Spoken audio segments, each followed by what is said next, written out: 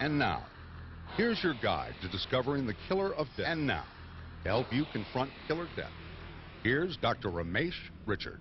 Since we all face death, we create death management strategies. Religions and philosophies allow us to live life in a more meaningful way. Buddhists, for instance, tell us that unless you contemplate death, you can't concentrate on your life. It's a wise comment. Family and medicine allow us to face death in a more comfortable way. But the fact of the matter is, death looks at us and we must manage death. Just like this hourglass, which keeps life moving and will one day be emptied. I think there are several ways in which we manage death. One is to deny that death will happen, but that cannot happen. It's like ignoring your very existence. You may have heard of the life insurance salesperson who looked at a hesitant older couple and said, "I don't want to frighten you into a decision. In fact, why don't you please think about it, sleep over it, and tomorrow morning, if you do get up, call me, let me know." Now, there are hard ways to deny death and soft ways to deny death. Hard ways to deny death is to think about it philosophically, but it's the most empirically incontrovertible fact. Religions and philosophies simply understand and deal and cope and succumb to death. Softer ways of handling death come from culture.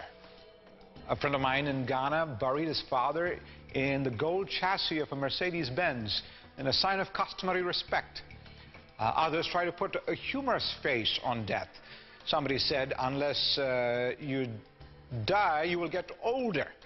And of course, that is more daunting than the other side of it, which is unless you get older, you would die. Someone else said dying is the last thing he intends to do, and short of dying, you can live through anything. But the soft ways of handling death is best handled by the Oscar-winning producer-actor who said, "It's not that I'm afraid of death or anything, it's just that I don't want to be there when it happens." Have you ever wondered as to why people return to earthquake-prone or volcano-prone or flood-prone areas? And can't they move somewhere else? Except in the human situation, we can't move anywhere else. That's the contradiction. We live in a death-prone environment. You cannot deny the obvious, ignore the inevitable. A second way we manage death is to try to delay our death. But I can't delay the moving of time. And death is going to face us. You can't postpone death. I once read a t-shirt which said, "God has set for us a number of things to do, and I'm so busy and far behind that I will never die." Unfortunately, the rendezvous of death, the great equalizer, will meet us. It'll never be postponed. You cannot delay death. A friend of mine was sitting at an airport gate when the announcer said, "Ladies and gentlemen, there's been an air crash. Our flight has been delayed." Immediately a gloom set over the whole gate, and a man was heard muttering under his breath, in desperation, I guess, "When your time's up, the number's up, it's up." My friend looked at the man and said, "That's right. When your number's up, it's up. But I know the one who puts the numbers up." You can't delay your death. The third death management strategy may be called to try to do your own death faster, speedier, bring it on. Let's hasten it. But you really don't hasten death. You're going to die at the appointed time.